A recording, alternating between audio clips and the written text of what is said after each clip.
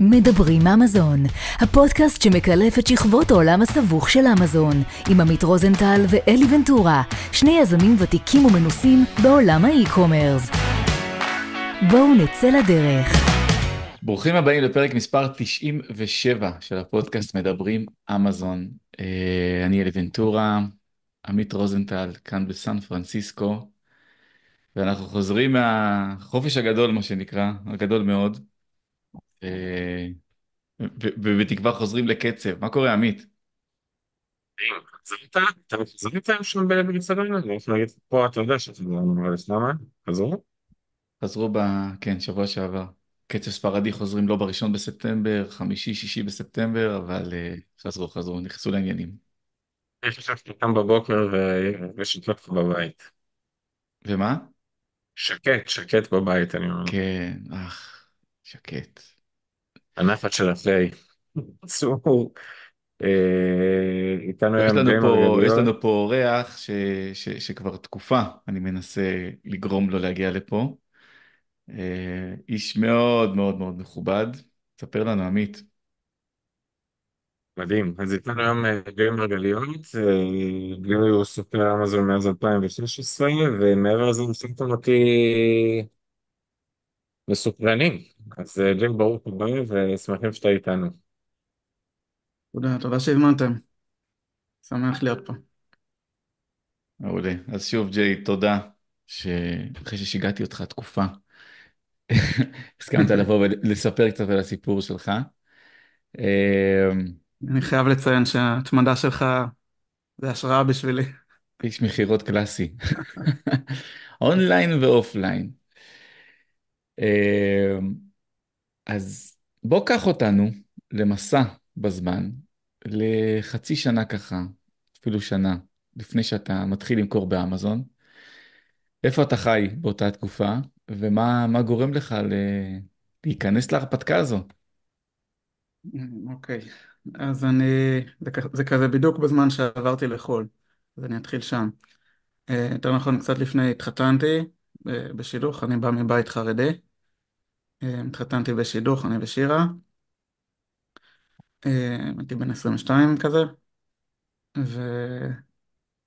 ואיזה שנה, שנתיים אחרי החתונה כבר הבאנו ילד, היה לי תינוק בן חצי שנה, החלטנו לעבור לאמריקה. היה לי איזשהו חלום כזה לא ממומש עוד מלפני, אמרתי אני חייב לגור שם, ולמזלי אשתי זרמה איתי. עברנו לשם, לאן? לברוקלין. בוא. אה, אתה יודע, חרדים, לא הכרתי שם אף אחד, גם לא היה לי את השפה. אה, באנו לשם, לקחנו הלוואה מהבנק, איכשהו התגלגלנו לאיזה בייסמנט, מרתף כזה, בגודל של, החדר היה בגודל של המיטה, היה מקרר, כאילו הלול היה ליד המקרר, משהו ממש קטן. וזהו, ומשם התחלנו. חיפשתי שם עבודה, מצאתי עבודה כמשגיח כשרות באיזה מסעדה סינית. אוקיי. ואשתי כמזכירה במנהטן, היא מצאה איזה עבודה. וככה, אתה יודע, חיינו שם בלי להכיר אנשים, לאט לאט הכרנו שם, אבל זה היה בשבילנו סוג של לצאת מהבועה של הקהילה, של המשפחה שאתה מכיר. זה גרם לנו להכיר אחד את השנייה יותר לעומק, לחשוב מי אנחנו, מה אנחנו רוצים מהעתיד שלנו. וזהו, באיזשהו שלב כזה יצאנו בשאלה שם, כאילו הבנתי שהיינו מחוץ לקהילה בארץ והתחלנו להבין, התחלנו לפגוש כל מיני אנשים, כל מיני דתות וקהילות, התחלנו להבין שאנחנו רוצים לצאת. התערבבת שם בקהילה החרדית? אה, קצת כזה, לא ממש, לא כקהילה, הלכתי לבית כנסת והכרתי אנשים, אבל לא יותר מדי. אוקיי. אה, זהו, ואז כשיצאנו בשאלה גם עזבתי את העבודה כמשגיח, אבל עוד לפני שיצאנו, האמת התחלתי אמזון עוד לפני, אז בעצם בעבודה שם כמשגיח, לא היה לי הרבה עבודה, הייתי צריך להיות שם כיהודי, זה בעצם היה התפקיד שלי להיות יהודי במקום, ואם נכנס סחורה, לבדוק מה מגיע, להדליק את האש, דברים כאלה. והיה לי בפינה את השולחן שלי, ויום אחד הבנתי, כאילו מאוד מהר הסתכלתי על זה, אמרתי, אוקיי, זה לא סתם הפינה שלי, זה המשרד שלי. אני יכול להביא מחשב, לעשות מה שאני רוצה. אז הבאתי מחשב, התחלתי ללמוד אונליין, ללמוד אנגלית אונליין, ולראות איך אני יכול להכניס עוד כסף. ובדיוק אז חבר שלי שסיים את הקורס של בסטסלר מאסטרי, במחזור הראשון, הוא סיפר לי על זה, וקפצתי על זה. והתחלתי ללמוד איך למכור באמזון. זה בגדול יופי, זה השם. בגדול. זה די להיות במקום הנכון בזמן הנכון, דרך אגב. כן, 2016 ככה. זה לא, גם בארצות הברית, גם בקהילה, כאילו באזור שם, גם, אתה יודע, באמזון, גם התחום הזה היה פרוץ ופתוח יחסית, זאת אומרת, זה היה מאוד להיות במקום הנכון בזמן הנכון, ודי במקרה אפשר להגיד גם. כאילו, כן, האמת שאני הייתי, כבר היינו די מכורים לאמזון כקונים, והבנתי את הפוטנציאל הגדול שם. עלה לי הרעיון למכור לפני זה, אבל לא ידעתי איך. ובשנייה ששמעתי על הקורס הזה, אז כאילו אמרתי, אוקיי, זה בדיוק מה שאני צריך. אז זהו, בוא אז נספר התחלנו. רגע על הצעד הראשון, על ההשקעה הראשונה. כי אתם עדיין במדינה זרה, ואתם עדיין לקחנו הלוואה מהבנק כדי לממן את עצמנו. כן, לא, אז בגלל שאני ואשתי עבדנו, אז אני, כאילו, וגרנו בבייסמנט, אז היה לנו יחסית חסכונות. כאילו, כל אוקיי. המשכורת של אשתי די חסכנו.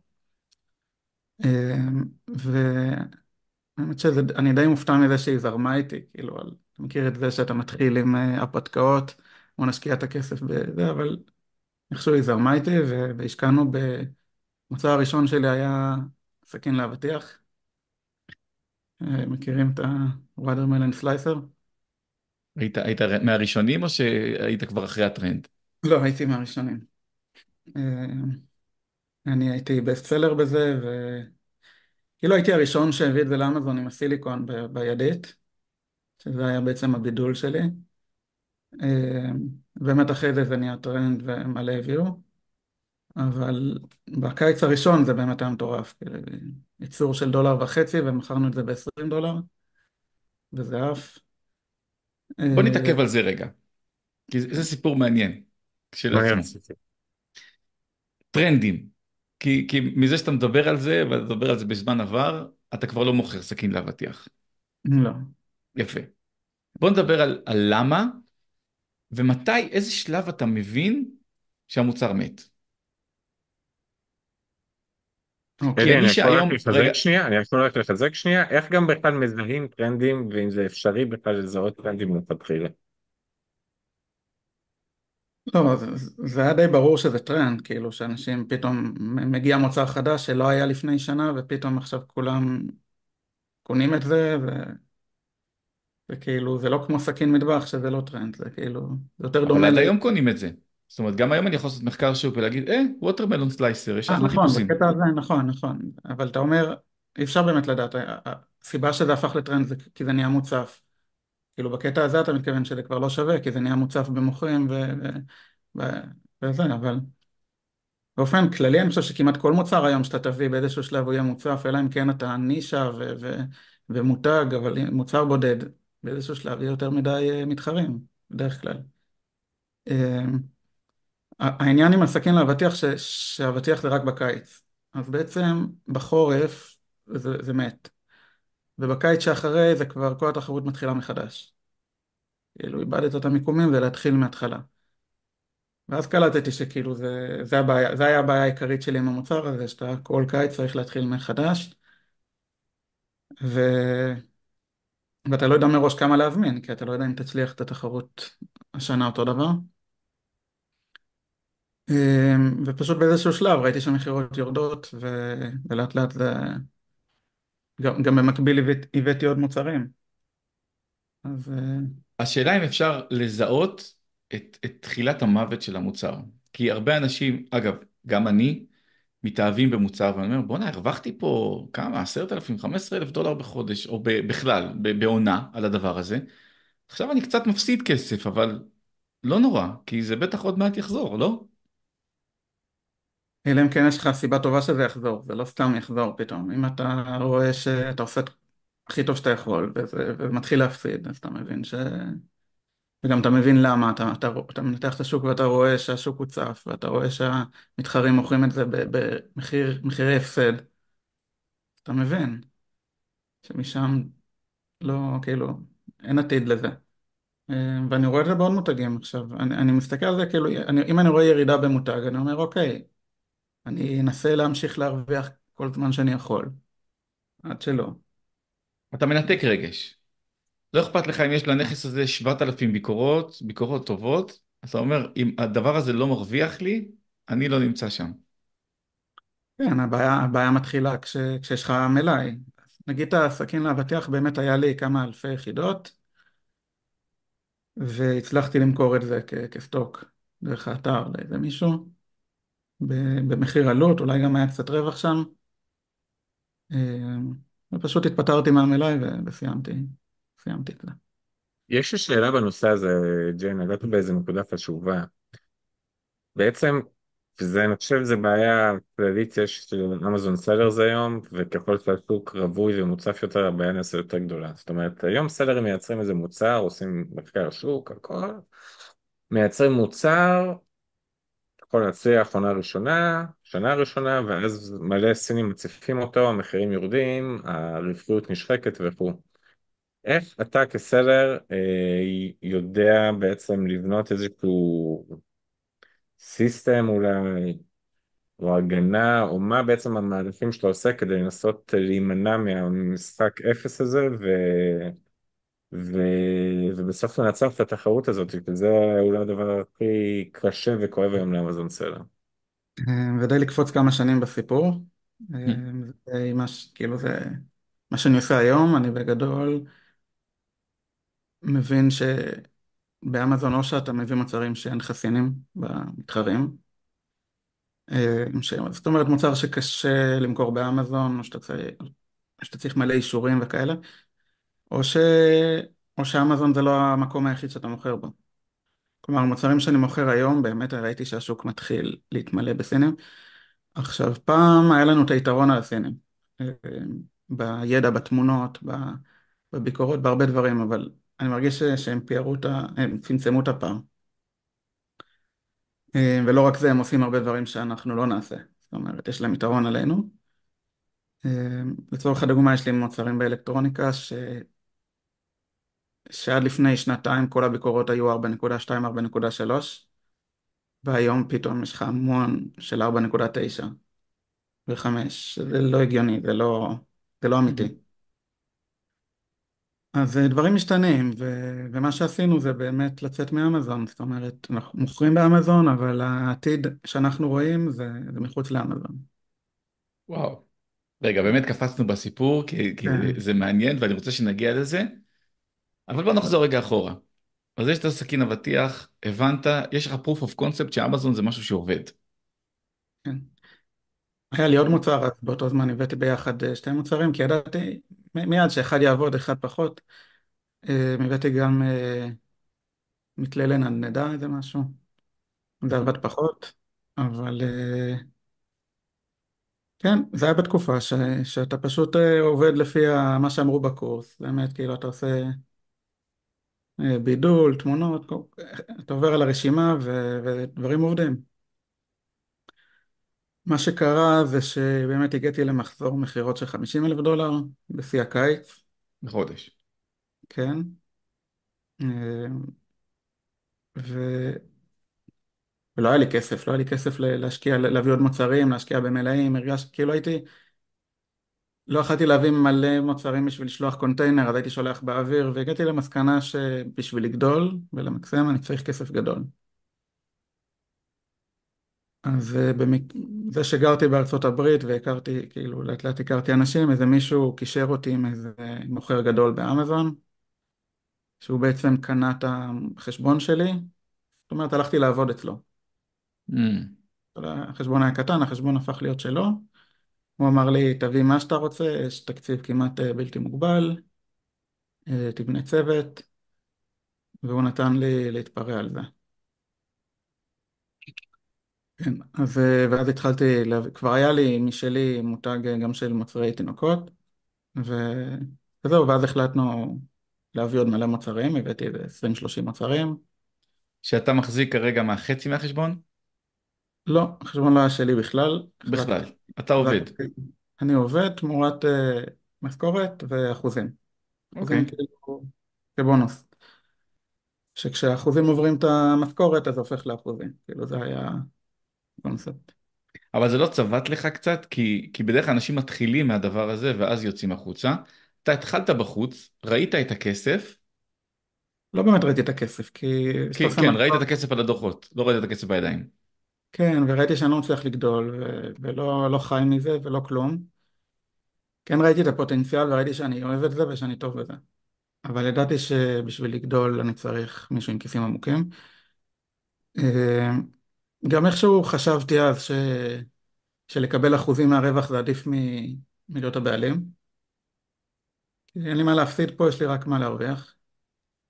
ידעתי שאם זה מעניין. עושה מיליונים אני גם מרוויח חלק מזה, זה לא רק משכורת. כאילו היה פה גם את החלום וגם את הפוטנציאל. אה, וזהו, ובגדול הוא היה אחראי על הכספים אני עשיתי את כל השאר. אוקיי. אז, אה, אז זהו, ואז הבאנו עוד מוצרים והתחלנו לעבוד עם סיסטם ואסנה זה היה, אז התחלתי ללכת לכנסים והתחלתי להתמקצע בזה. ג'יי, מה ההבדל בין להיות נגיד למכור מוצר שתיים לבין פתאום לנהל עשרות מוצרים, כאילו בגישה בכלל, בתפיסה, איזה שוני ראית בינך אז ובינך החדש במרכאות כביכול? אני חושב שבמוצרים הראשונים כאילו יש בזה יתרונות וחסרונות, במוצרים הראשונים אני הייתי יותר, עשיתי הכל לבד, אני אפילו צילמתי את המוצר, הייתי צלם לפני זה קצת, כאילו, לא ברמה מדי גבוהה, אבל צילמתי את המוצרים ואתה דואג לרוויוז ברמה יותר אישית לכל מוצר. אפילו זוכר שהיינו יוצאים ליד גשר ברוקלין ומצלמים איך אנחנו חותכים אבטיח, ואתה נכנס לזה הרבה יותר ברמה האישית. כשיש לך מלא מוצרים אז אין לך את הזמן עכשיו להתחיל לתת כזה הרבה תשומת לב לכל מוצר. זה יותר נכנס לסיסטם, לרשימות, למטלות. מצד שני, אני גם לא הייתי צריך, כי כאילו לא הייתי צריך לצלם את המוצר לבד, כי יש תקציב ואתה מביא צלם ועושה את זה בגדול. כן, ואני מההתחלה מאוד חיפשתי מוצרים יקרים יותר, כי כל הזמן חיפשתי ללכת על היקר יותר. זאת אומרת, אה, הכסף נתן לך בעצם את הגב ואת היכולת ללכת על המקומות שכמו שאמרת, כן. פחות מתחרים משחקים שם. הרעיון שלי עם המוצרים היקרים היה יותר, כאילו מהרבה סיבות, אבל גם הקטע של נגיד עלות PPC והפתעות, שיהיה מקום לספוג את כל ההפתעות שיש באמזון כל הזמן. אמ, דבר שדי הוכיח את עצמו, כי פתאום הקונטיינרים עלו, המחירים עלו והכל, ואצלנו זה היה בסדר, כי מוצרים יקרים. אם הייתי משחק על רווח של כמה דולרים, הכל היה נאכל. אמ, זהו, זה בגדול זה השלב השני. מעולה. מה השלב הבא? איך מתקדמים מכאן? פתאום אתה רואה שאתה מתחיל... באיזשהו שלב זה התחיל, כאילו החשבון כבר נהיה גדול, כבר הגיע לשלב של הרבה רווחים, ודברים פחות התחילו להסתדר בשבילי בתור לעבוד איתו. התחלנו להסתכל על דברים אחרת, והחלטתי שאני עוזב ופותח לבד. אוקיי. גם בדיוק החלטנו שאנחנו רוצים לחזור לישראל, זה די באותו זמן. זה היה כבר אחרי שיצאנו. למה? למה? למה? למה? למה? למה לעשות את זה? נדבר עוד כמה שנים עם אלי, הוא אותי יבין. למה לא, אבל מעניין אותי לשמוע למה האחרים אמרו. היה לנו מאוד כיף שם, אבל זה הרגיש לי כמו טיול מאוד ארוך, שאתה מתגעגע הביתה באיזשהו שלב. לא הצלחתי להרגיש שם בית, לא הצלחתי להרגיש שייכות, ובמיוחד שהקשר עם המשפחה היה קשר טוב, למרות שיצאנו והם קיבלו אותנו, אה, רציתי לחזור. אלי, אתה רושם? אלי, אתה רושם? רשמתי, כן. תרשום, תרשום. הרבה שעברו לשם מבינים את התחושות האלה. כאילו מי ששם מבין, מי שבארץ יכול פחות להבין את זה, תחושה, ברור. את התחושה הזאת של לא משנה, הטיול הכי כיף בעולם, אתה תרצה לחזור באיזשהו שלב. ובאמת הרמת חיים שם היא שונה, היא הרבה יותר קלה, הרבה יותר הגיוני לגור שם באיזשהו מקום למוכרי אמזון ומי שעובד אונליין. אבל התגעגענו, ואנחנו ממש שמחים שחזרנו. מתי זה היה? באיזה שנה חזרתם? 2020, 2020. 2019, ממש לפני הקורונה, רגע לפני הכיף. רגע לפני הכיף, כן. נו, שדווקא אני שמח שעברתי את הקורונה פה, כאילו, עם המשפחה ולא שם. באופן כללי, לגדל פה ילדים, יש לי גם 3 ילדים, גדול בן 10 כבר, אה, ויש לנו פה תחושה טובה מבחינת איך שהם גדלים פה. אבל שוב, אני משווה את זה לברוקלין, אחרי זה גם גרנו בניו ג'רזי, לפני שעברנו כבר היה לי בית בניו ג'רזי. אה, אי אפשר להשוות את זה לכל מקום אחר בעולם, זה כל מקום והתחושות שלו. כן. אז הרגשתי שאני גם זוכר שכשהתחלתי אמזון, היה לי איזה, עוד כשהייתי באבטיח, בסכין שם, אז התראיינתי בקורס של בסטלו מאסטרי, הם דיברו איתי הייתי מהמצליחים של המחזור, והם דיברו איתי למה אתה עושה אמזון ופה ושם. יום אחד ראיתי את זה ובאמת אמרתי שם שהחלום שלי זה שיהיה לי הכנסה יציבה שאני אוכל לחזור לישראל ברגוע. גדול. כאילו, ושכחתי מזה ובאמת באמת זה מה שיצא. אוקיי, אז חזרנו לישראל, אה, ואז היה לי רעיון להתחיל נישה חדשה בתחום של קריוקי. מעניין. כן, ומצאתי משקיע, גם רציתי ללכת על זה בגדול עם כל הניסיון שהיה לי. פעם החלטתי שאני רוצה שיהיה לי רוב בחברה וכן שזה יהיה, כן להיות, שזה שייך לי. וזהו, ואז התחלנו להביא מוצרים. הרעיון שלי רגע, היה, נכנסת בצורה טיפה יותר מפוקחת כרגע לעסק, אמרת אני רוצה שזה יהיה שלי, אבל אני בכל זאת לא רוצה לסכן את כל הכסף שלי, אלא רוצה להכניס משקיע. איך נכנסים לכזה מודל? אם אני עכשיו רוצה להיכנס לכזה מודל, איך באים אליו בצורה מפוקחת? אה, מבחינת איזה שלב, על מה אתה מתכוון? איך... כאילו, איך אני יודע כמה כסף הוא צריך להביא לי, כדי שאני אתן לו כמה איקסים מהעסק שלי? עוד לפני, אתה אומר גם, זה לפני שיש לך משהו ביד, אין לך עסק, יש לך כן, רעיון. היה לי רק רעיון, וכבר, כאילו היה לי קצת מספרים והכל, כאילו כבר ידעתי מה שקורה בזה, מה הפוטנציאל. ובעצם חיפשתי משקיע על הרעיון של אתה הכסף, אני הידע והניסיון, גם באתי כבר עם הוכחות שאני יודע מה אני עושה, ו... וזהו, כאילו, אני חושב שזה היה די הגיוני שאחד שם את הכסף ואחד עושה את כל השאר, שבגדול זה די 50-50 או 60-40, ואז כאילו אני אומר, תלוי מה אתה מביא, ככל שאתה מביא יותר כסף, אז אני מביא לך יותר אחוזים, או אם אתה גם עוזר בעסק, אז מגיע לך יותר אחוזים, אבל כאילו הבסיס היה של בערך 50-50.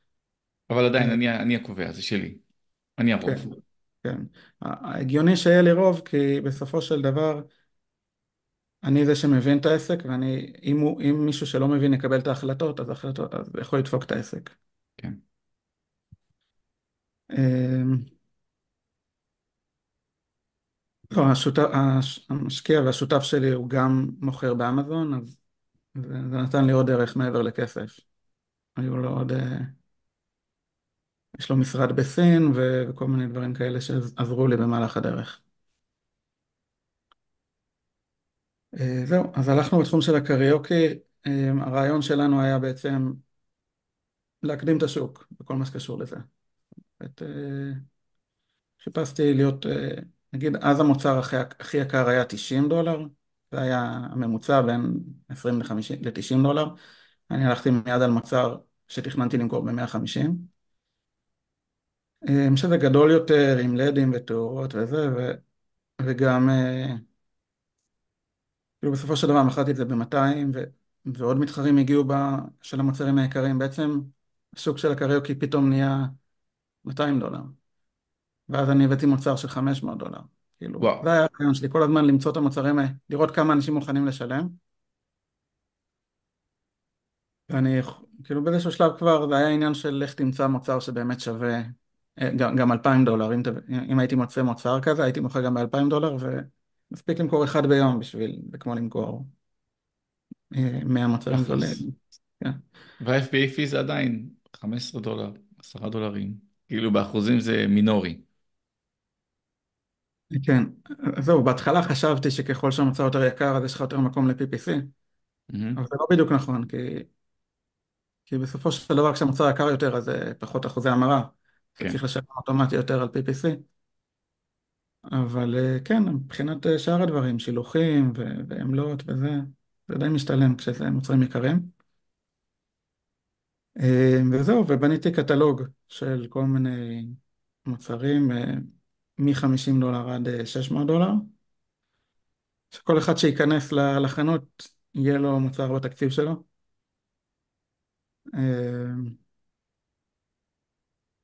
וזהו, וזה די תפס, די תפס באמזון. היה לך איזה פיק קורונה קלאסי לדבר הזה? כן, כן. אנשים בקורונה התחרפנו בבית ואמרו בוא נשאיר. הגענו לשיאים בקורונה. אה, כן, הגענו. אנשים לפעמים סגורים בבית ומתחילים לשמוע קריוקי all over the place. מה? לא יודע, סתם, לא משנה, אנקדוטה מצחיקה. אה, כן, אז בארץ אני לא מוכר קריוקי, למזלי. לא רוצה ברור. כן. אז זהו, ובאותו זמן בגדול לאט לאט הקשיים זה כבר הופך לאיך לנהל כזה אופרציה גדולה, והבאנו 50 קונטיינרים בשנה. וואו. זה כבר נהיה קשוח מבחינת צוות ולמקסם רווחים, זה כבר לא נהיה עסק אמזוני רגיל, זה כבר לא כל היום איך לשפר מכירות, זה יותר איך להשתלט על הדבר הזה. אבל זה מוצרים שהם בעצם, תקן אותי אם אני טועה, קצב המכירות הוא לא קצב מכירות גבוה, ה-sales velocity, או שכן, בין 1 ל-50 ביום הבנתי. לכל מוצר או בכלל? למוצר. למוצר. לא, אבל ממוצע של 100 יחידות, הכל ביחד, 100 יחידות ביום כזה. אבל כן, זה יותר העניין של ה-revenue, פחות של היחידות. כן. ובתחילת הפרק דיברנו קצת על למה צריך קצת לפזול מחוץ לאמזון. אני לא יודע אם זה היה בהקלטה או שמה שדיברנו לפני ההקלטה. אז בוא תספר לנו קצת מה הפעולות שאתם זה היה עושים, בהקלטה. זה היה בהקלטה, לצאת קצת מאמזון, מה ולמה? שקרה בזמן של הקורונה זה שבאמת הגענו לשיאים, וגם השוק התחיל להתמלא כאילו כל מה שעשיתי אנשים העתיקו, והבנתי שאני חייב לחשוב על מחוץ לאמזון. ו... וגם כי למה לא, יש לי פה מותג, אז כאילו אפשר להתרחב לעוד מקומות. איך אתה יודע שיש לך מותג? אתה רואה חיפושים לשם המותג באמזון? כי זה היה מהיום, לא, לא בהתחלה לא, אבל זה היה הרעיון שלי מהיום הראשון, לבנות מותג, כאילו לבנות, להביא קטלוג, באיזשהו שלב עצרנו לחפש רק עוד מוצרים, זה היה כאילו, אוקיי, הבאנו מספיק מוצרים בשביל שיהיה לכל אחד שמחפש משהו. אמרנו גם אם אנחנו רוצים ללכת לריטלס ולמקומות שהם ימצאו מוצר שהם אוהבים בקטלוג שלנו, אז לכן בנינו את זה כמה שיותר מגוון ובריאציות. בשלב ואז הגענו מסוים, אגב, אמזון פרסמו את המוצר שלך, נכון? באיזה אחד הסרטונים שלהם. כן, הם לא פרסמו את זה בשבילי, כן, הם לא כן, פרסמו את השם. יום אחד אני מקבל סרטונים, אני זוכר, ארז שלח לי את זה נראה לי. כן. אה, אני רואה את הסרטון שלי בפרסומת שאמזון עשו, אני רואה את המוצר בפרסומת שהם עשו לקריסמס. הם בעצם לקחו שחקנים, פשוט הרימו סרטון על רומאו ויוליה. בעצם הרעיון של הסרטון היה איזה מביך זה לפגוש את ההורים במסיבה של החג, ואיזה מזל יש להם שהם קנו באמזון ערכת קריוקי שגרמה למסיבה להיות קלילה. ואז הראו את אחד המוצרים שלי שם. מטורף. בלי הלוגו שלי, אבל הייתי היחיד שמכר את הדגם הזה, אז הבנתי שזה אני. וזהו, ואז לקחנו את הסרטון הזה ופרסמנו אותו, וכאילו ניסינו כזה למקסם מזה קצת. אבל כן, זה היה מחמאה. אז השלבים לצאת מאמזון מעבר ללכת לפתוח בוולמארט וכאלה שזה די דומה לאמזון, אבל לקחתי איש מכירות שינסה להכניס את המוצרים שלי לחנויות. ובעצם היה השלב הראשון, שפשוט מישהו שפשוט כל היום ינסה להכניס את המוצרים שלי למקומות. בארצות הוא הברית. התחיל, כן, כן, בהתחלה התחלנו בארצות הברית. הוא היה די מוכשר, הוא הצליח להגיע לקניינים של וולמארט ושל כל מיני גדולים, אבל זה לא קל לסגור את הדברים האלה. זאת אומרת, הדברים לוקחים שנים, וכאילו היה לו המון המון כמעט הצלחות מאוד מאוד גדולות, שראיתי את הפוטנציאל, אבל ראיתי שזה לא מתקדם. ואז הוא הביא את הרעיון ללכת ל-CES. מכירים את ה-CES? מה זה CES? זו התערוכה הכי גדולה, תערוכה בווגאס. התערוכה בווגאס הכי גדולה בעולם של אלקטרוניקה. אז בתחילת 23, לא, בתחילת 22, היינו שם בתערוכה, הקמנו דוכן, וזו הייתה אופרציה די מטורפת, כאילו בנינו את הדוכן בסין, ולהטיס את כולם לווגאס, היינו שם כמה מהצוות, ו... וזהו, זה היה די רגע כזה, די של מפנה מבחינת המותג, כי מלא אנשים באו לשם, מלא קניינים הגיעו לשם. וגם אז הבנתי שיש פוטנציאל לפרוץ הרבה יותר רחוק מאמזון, כאילו המתחרים שלי שהיו שם בתערוכה זה לא המתחרים שלי מאמזון, Mm. זה אנשים אחרים, זה מותגים אמריקאים שלא יודעים אמזון כל כך, אה, ואיתם הרבה יותר קל ופייר, התחרות הרבה יותר הוגנת איתם, כאילו, ככה מרגיש. אה, תגיד, ההצלחה במה זה באמזון, מתבטא? יש לי שאלות נפרדות. עמית, תתחיל. לא, אני חושב במה זה מתבטא שהם כאילו תחרות פיירית יותר. אין את כל הבלקט של אמזון, אתה יודע, באמזון זה היום איך להשיג ביקורות, איך להתחרות בסינים שמורידים אותך, זה לא רק סינים, כן? זה מתחרים שמשחקים מלוכלך או שמשחקים קשוח, וגם אמזון עצמם, כאילו כל העמלות שלהם וכל הגזרות, ופתאום מחוץ לאמזון זה עולם אחר, כאילו זה בעיקר מסתכל על איכות מוצר, מחיר וקשרים אולי, דברים כאלה, זה משחק אחר קצת. אז עכשיו אני אשאל את השאלה שלי. ההצלחה באמזון גרמה לך לעשות את ה-proof of concept מול הקניינים? זאת אומרת, אתה מראה להם הנה, תראו, יש לנו X ביקורות באמזון, ביקורות טובות, לקוחות מרוצים, אנחנו בסט סלרים וכן הלאה. כן, זה היה בשלב הראשון, שיש מכירות ניסה להיכנס, אז זה בעצם בזה הוא השתמש. אה, אבל אני חושב שזה שהלכנו לתערוכה הזאת, עצם זה שאתה נמצא בתערוכה זה הפרוף שהם צריכים. הם אומרים, הבנתי. אוקיי, לא כל בן אדם שאין לו, כאילו אין לו כלים, אין לו כלום, הוא לא יבוא לשם, כי זה עולה כסף להיות שם, וזה, עצם זה שאתה שם, זה פתח לנו הרבה דלתות. אה, כאילו, זה גם קניינים שיותר קל שהם באים אליך מאשר שאתה בא אליהם. וואלה. אז כן, עכשיו מה שקרה רוב הלידים שקיבלנו שם היו דווקא מאירופה. מלא אנשים מאירופה ומכל מיני מקומות בעולם רצו, אבל לא היה לנו עדיין את כל האישורים לאירופה והתחלנו אז את התהליכים. אה, וזהו, קיבלנו שם, כאילו נגיד אמזון ונדור באו אלינו משם, ונדור במקסיקו ובאירופה, אה, וקוסקו, כאלה, זה היה לפני שנתיים, נכון? כן. איך עוגת הפעילות שלכם מחולקת היום מבחינת אמזון ומחוץ לאמזון? אז באמזון הדברים דווקא ירדו. כאילו, הטעות שעשינו בהתחלה היא כל כך התלהבתי מההצלחה של התערוכה הזאת, שהייתי כולי בפוקוס מחוץ לאמזון, מהמם. ובאמזון השוק די הוצף, אז כאילו הדברים שם טיפה ירדו, ובמקום להילחם, אני נלחם בזה, אבל במקום להילחם בזה, אני יותר אמרתי, אוקיי, המותג הזה, כנראה הכסף הגדול יגיע מחוץ לאמזון. במקביל גם, אתה יודע, גם יש דברים שכשאתה מוכר מחוץ לאמזון, אנשים הולכים וקונים, הם רואים אותך בחנות והם קונים אותך באמזון.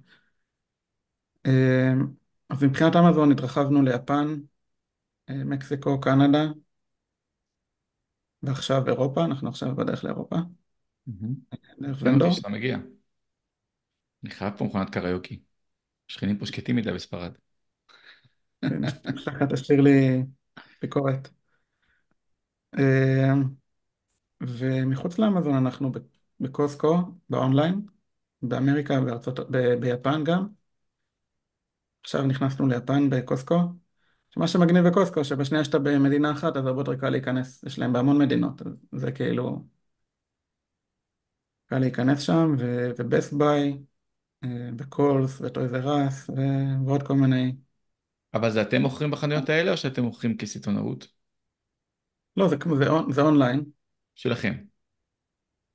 שבעצם זה סוג שלנו, כאילו נגיד בקוסקו, הם מביאים לנו את המדבקה שאנחנו צריכים לשים, וכאילו שולחים דרכם, אבל מהמחסן שלנו.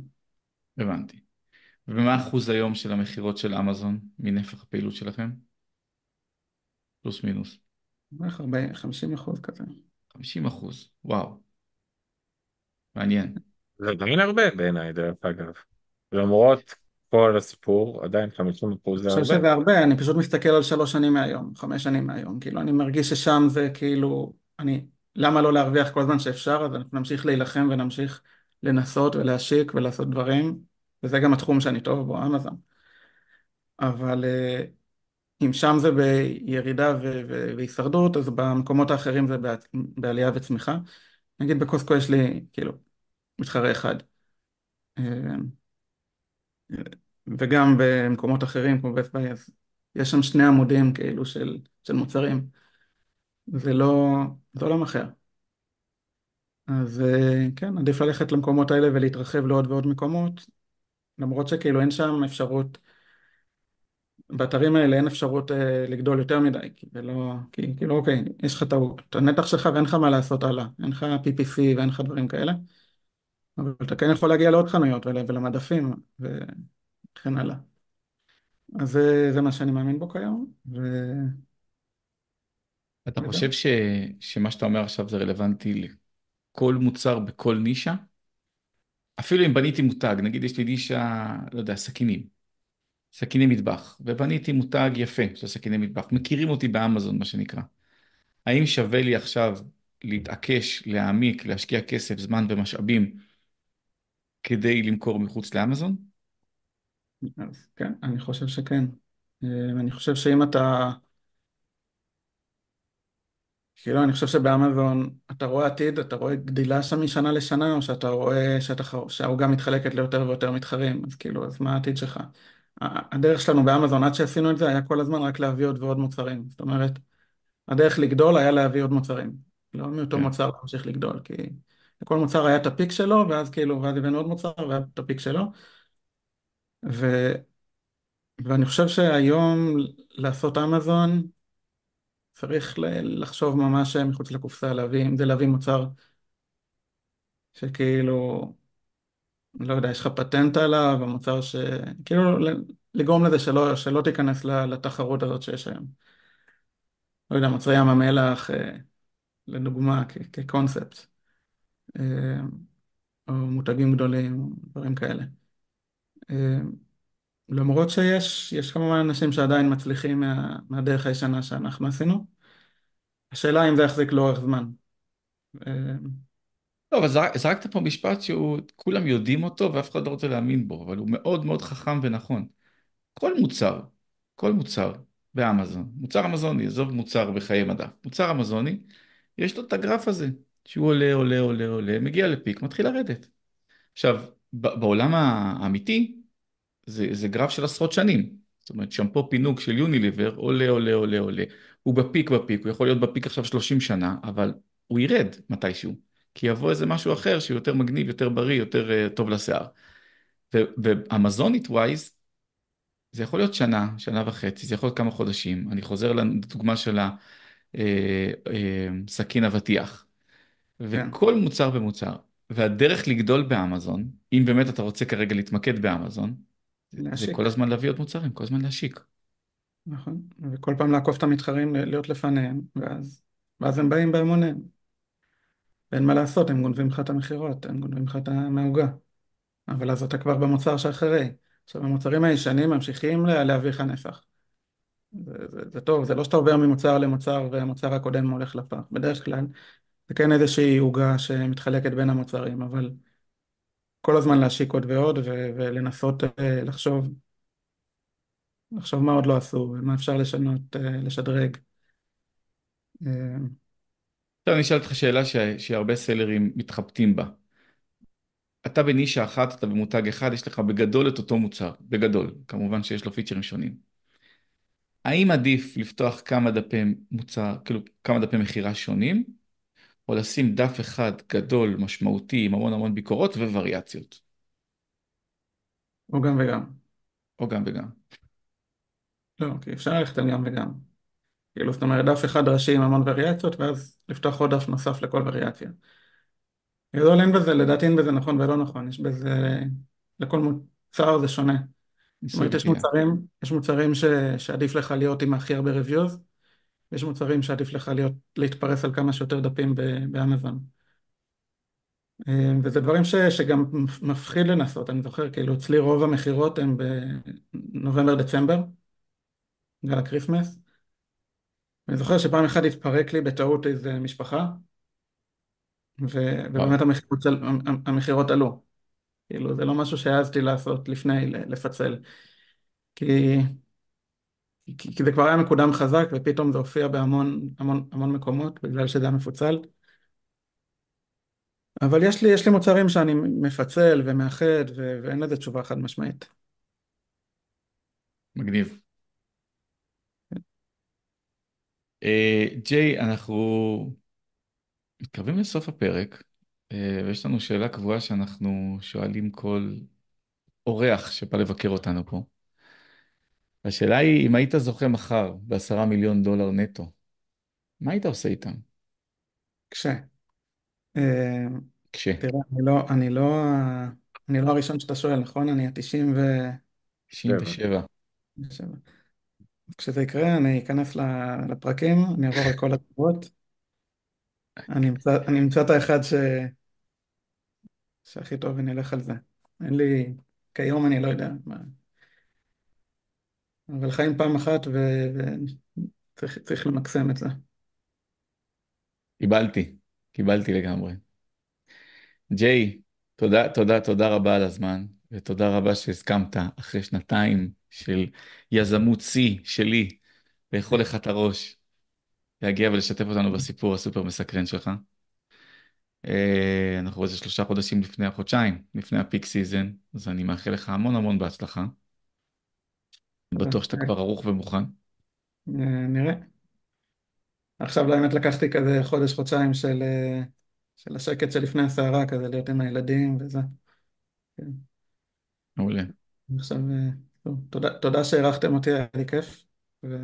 תודה רבה. נכון. יאללה. יאללה, תודה רבה ג'יי. ביי ביי.